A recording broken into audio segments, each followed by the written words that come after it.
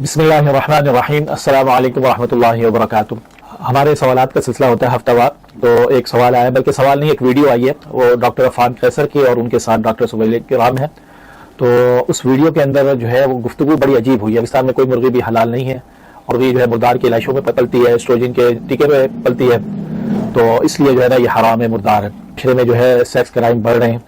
Doctor सुबैल इकराम मेरे साथ हैं। वो कह रहे हैं पाकिस्तान में कोई भी मुर्गी जो है वो हलाल नहीं है जो हम खा रहे हैं। ये क्या बात है? बिस्मिल्लाहिर्रहमानिर्रहीम। देखें, अल्लाह ताला ने कुरान मजीद में फरमाया या अय्युहन्नासु कुलू मिम्मा फिल अर्दि हलालन तय्यबा, मतलब हमें हलाल के साथ तय्यब भी खाने की जो है तलकीन की गई है कुरान मजीद के अंदर। जो मुर्गी एस्ट्रोजन के टीकों पे पल रही है, या जो मुर्गी मुर्दार की इलाइशों पे, मुर्दार जानवर की इलाइशें इस वक्त मंडी में कौन खरीदार है? पोल्ट्री फार्म्स वाले, उनके खरीदार है। मुर्दार की इलाइशें मुर्गियों को खिला के बड़ा कर रहे हैं, तो ये कहां से तैयब होगी? इसमें मैं ये समझता हूं कि कोई भी उलमा मुझे कह दें या इस बात पे वजाहत दे दें कि हाँ मुर्दार पे पलने वाली चीज जो है वो हलाल है, तो ठीक है, फिर हलाल होगी। लेकिन मेरी रिसर्च के मुताबिक जो मुर्गी हम खा रहे हैं वो ना तो हलाल है ना तैयब है, क्योंकि वो मुर्दार जानवरों की इलाइशों पे, मुर्दार के ऊपर पल रही है। मुर्दार के ऊपर पलने वाला जानवर हलाल नहीं हो सकता। और यही वजह है कि हमारे यहाँ सोसाइटी में बहुत सारे क्राइम्स बढ़ रहे हैं, इंक्लूडिंग ये सेक्स क्राइम्स जो आप देख रहे हैं, इंसेस्ट। मुर्दार खा रहे हैं, एस्ट्रोजन टीके लगा रहे हैं। अब आपको पता है एस्ट्रोजन क्या होता है? एस्ट्रोजन क्या है कि जराना हार्मोन है, ठीक है, मर्दों के अंदर भी मौजूद है, लेकिन इससे सेक्स क्राइम नहीं होते। इससे मर्दों के अंदर जो है शहावत नहीं बढ़ती, जिनसी शहावत नहीं बढ़ती, ना ही क्राइम की तरफ जाते हैं।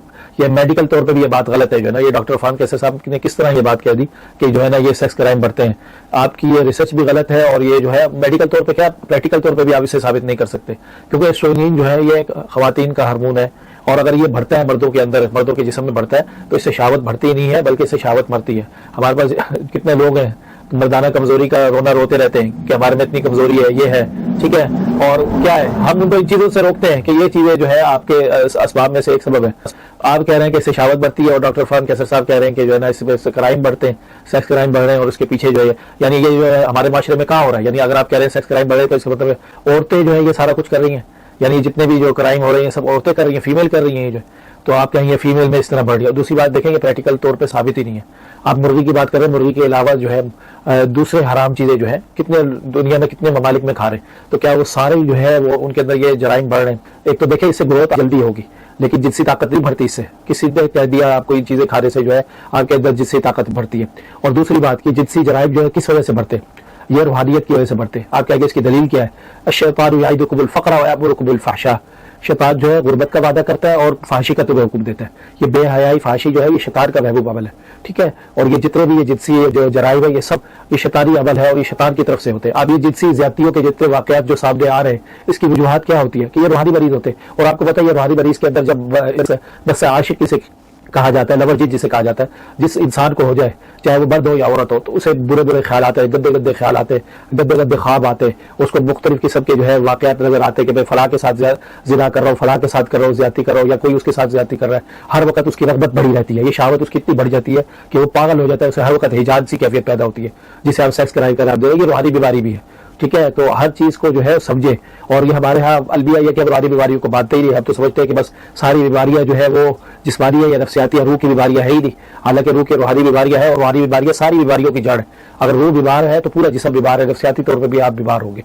तो इसलिए जो है हर बात को देखें, सोच समझ के किया करें। अब आ जाए दीनी तौर पर जो है ये मसला, इसको हम समझते हैं कि ये मसला क्या है, किस तरह है। देखिए कुरान में क्या है, कुरान का जो मकसद है, ठीक है, अल्लाह ताला ने हलाल कहा है और तय्यब कहा है, ठीक है। यानी हलाल जो है एक आम चीज है, और हलाल में सबसे अफजल जो है तय्यबात है।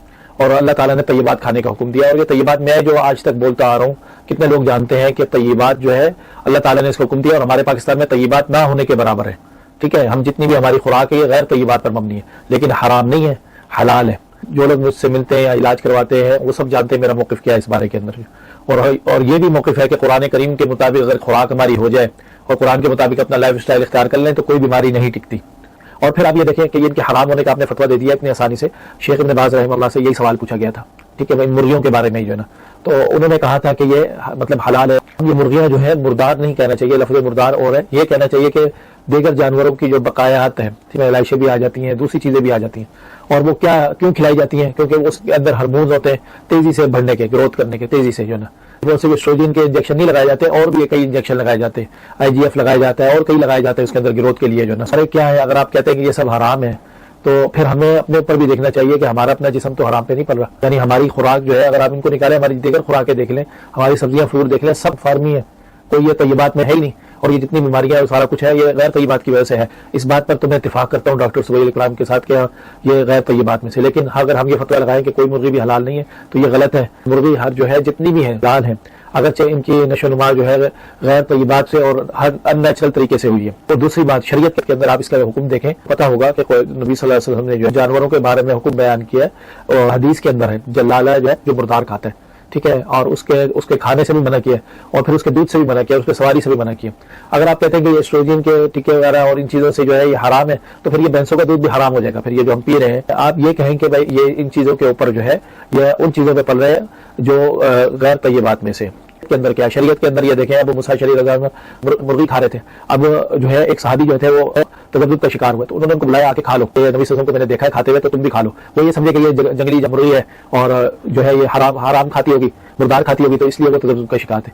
اور اسی طرح جو ہے سیدنا ابو ہریرہ رضی اللہ عنہ سے روایت ہے, انہوں نے کہا کہ اگر کوئی جانور مردار بھی کھاتا ہے, مردار کھا بھی رہا ہے, لیکن اس کی جو ہے گوشت کی رنگت تبدیل نہیں ہو رہی, اور اسی طرح جو ہے ذائقہ آپ جب کھا رہے پکا ہوا گوشت کھا رہے اس میں اس کا ذائقہ نہیں آ رہا یا بدبو نہیں آ رہی, تو وہ حلال ہے, بے شک وہ کھاتا ہے. اس کے اوپر فقہا کے مختلف اقوال ہے. امام ابو حنیفہ رحمہ اللہ کا الگ موقف ہے, امام مالک رحمہ اللہ کا الگ ہے, امام شافعی رحمہ اللہ کا الگ موقف ہے. تو سب کے جو ہے ہر کسی کا الگ الگ اس کے بارے میں موقف ہے, اور کسی نے اس کو مکروہ جانا ہے, اور کسی نے یہ بیان کیا ہے کہ جو ہے بدبو نہ آ رہی ہو اور اسی طرح جو ہے رنگت تبدیل نہ ہوئی ہو, تو اس صورت میں اس کو کھا سکتے ہیں. لیکن اب آگے یہ مرغی کے بارے میں, مرغی اس دور کے اندر ہے, ٹھیک ہے, اس کے بارے میں اس دور کے علماء موجود ہے, عرب علماء, ان سے بھی سوال وغیرہ کیا گیا مختلف سے جو ہے.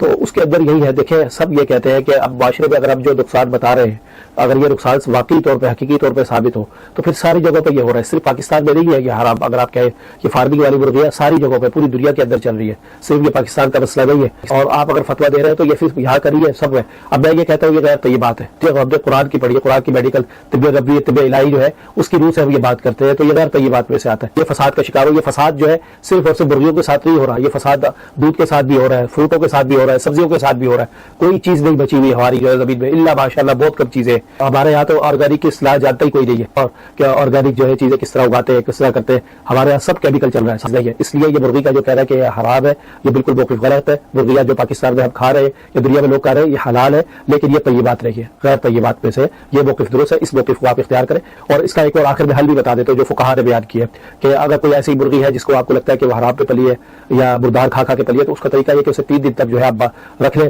اور بند کر کے رکھ لیں اور اس کو حلال چیزیں کھلائیں تو وہ پاک ہو جاتی ہے. اور اسی طرح دیکھیں یہ صرف مسئلہ یہ اس کا نہیں ہے مرغی کا, اونٹ بھی اگر کھا رہا, اونٹ ہو یا کوئی بھی جانور ہو, یہ مرغیوں کو 3 دن تک بہت ہوتا ہے. اور آپ کو پتہ ہے یہ جتنی مرغیاں یہاں پہ آتی ہے تقریباً یہ پولٹری فارم سے جب نکلتی ہے اور یہاں پہ آتی ہے دکانوں پہ, تو کچھ نہیں کھلایا جاتا, بھوکی ہوتی ہے, ان کو بھوکا رکھا جاتا ہے. تقریباً یہ دکان کے اوپر آج ذبح ہو یا کل ذبح ہو یا دوسرے دن ذبح ہو, تو ان کی جو حالت ہے وہ اسی جو ہے خود بخود جب بھوکی رہتی ہے تو جسم ان کا خود بخود صاف ہو جاتا ہے. جو ہے اس میں کسی قسم کا کوئی اختلاف نہیں ہونا چاہیے کہ مرغی جو ہم کھاتے ہیں, دیکھیں آپ ایک ایسی بات کریے, لوگوں میں ایک انتشار پھیل رہا ہے, تو اس چیز سے بچنا چاہیے. اب میں دیکھیں ہم قرآن کو مانتے ہیں, قرآن کی طب کو مانتے ہیں, آج ہمیں قرآن کی طب کہیں بھی نظر نہیں آتی, لیکن ہم پھر بھی انتشار پھیلانے سے بچتے ہیں اور ہم ایسی بات نہیں کرتے. کتنی چیزیں ہم ان کو جو ہے دیکھتے ہیں کہ کچھ ہے, لیکن ہم اپنی طب کی حدود میں رہ کے بات کرتے ہیں. اگر آپ کو کوئی اس طرح ہو, لیکن اگر آپ ایک بات کریں پورے معاشرے کے طور کے اوپر, تو پھر وہ بات کریں جو سب کی عقل میں بھی تسلیم ہو اور جو اس کو آپ ثابت بھی کر سکتے ہو. ایسی بات بالکل نہ کریں کہ جو ہے نہ عقل میں آتی ہو. اب اسٹروجن یہ عورتوں کے اندر آپ کریں, اسٹروجن زیادہ کھائیں گے تو عورتوں کے اندر, اور اسٹروجن آپ کو پتہ کن کن چیزوں میں آ رہا ہے, اور صرف مرغیوں میں نہیں ہے, کن کن چیزوں میں آ رہا ہے آپ کو بتاؤں گا تو آپ کانوں کو ہاتھ لگائیں گے پھر جو ہے نا. تو اس لیے جو ہے اس لیے بہت اعتدال کے ساتھ اصلاح کی کوشش کریں. ہم سب کا مقصد اصلاح ہونا چاہیے, اور مرغی حلال ہے, یہ حرام نہیں ہے. ہاں البتہ یہ کہ یہ اس کا طیبات میں ہم شمار نہیں کرتے, اس کی خوراک جو ہے وہ غیر طیبات میں سے. لیکن اگر آپ اسے 2-3 دن تک اسے جو ہے رکھتے ہیں, بھوکا رکھ کے پھر اسے ذبح کرتے ہیں, تو پھر یہ اس کا جو ہے یہ بھی طیبات ہو جائے گی. تو اس لیے جو ہے کئی چیزیں ہمارے دیکھیں پولٹری فارم والوں کی اصلاح کرنے کی ضرورت ہے. بہت سی چیزیں ہمارا معاشرہ بہت ضرورت ہے اس چیز کی کہ درختوں کی, پودوں کی اور کئی چیزوں کی جو ہے اصلاح کی ضرورت ہے کہ کس طرح ہم آرگینک کریں, طیبات کو آگے بڑھائیں. ساری دنیا جو ہے طیبات کی طرف بھاگ رہی ہے اور ہم طیبات سے غیر طیبات کی طرف بھاگ رہے, اور ہمیں پتہ ہی نہیں. پہلی بات تو ہمیں یہ طیبات کی اصلاح کا بارے نہیں پتہ یہ کیا ہے اور کسے کہا جاتا ہے. تو اللہ تعالیٰ جو ہے ہمیں علم حاصل کرنے کی توفیق دے کہ ہم حلال کھائیں اور حلال کو جو ہے بڑھائیں. اس کے اوپر آپ بھی محنت کریں, ہم بھی محنت کرتے ہیں مل جل کر. اللہ تعالیٰ ہم سب کو اس کی توفیق دے. آمین. والسلام علیکم و رحمۃ اللہ وبرکاتہ.